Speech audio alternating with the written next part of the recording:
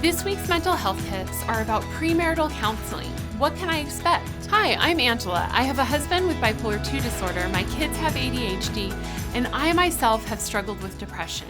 You're not alone.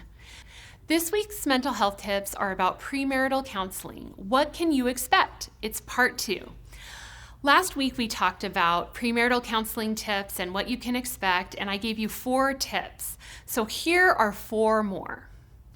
Number 5, intimacy expectations.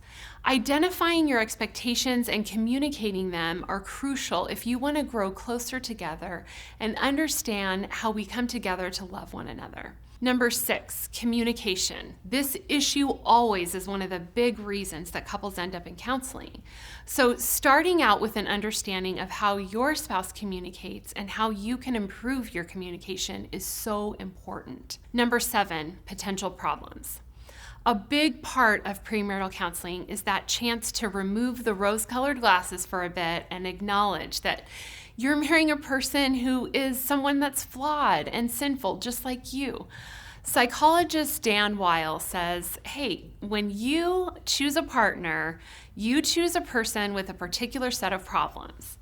And I wish I would have read that quote 25 years ago. I'm kind of embarrassed to say that my husband seemed to know that instinctively, but it took me about 9 years to catch on to that truth.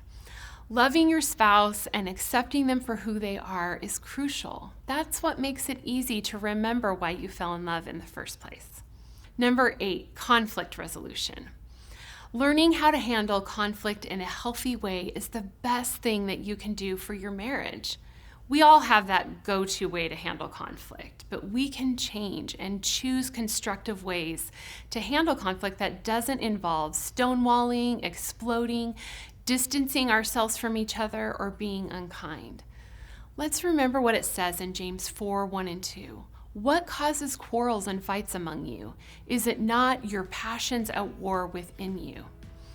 We would all do well to examine our hearts, especially in our marriage relationships.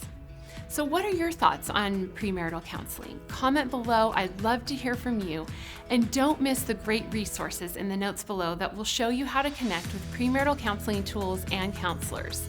And a big thank you to counselors Dan Bates, Gil Stewart, and Dr. Kristen White for consulting with me on this series, along with His Heart Foundation for supporting this channel. If you want more in-depth mental health information for you and those you love, check out mentalhealth.academy today.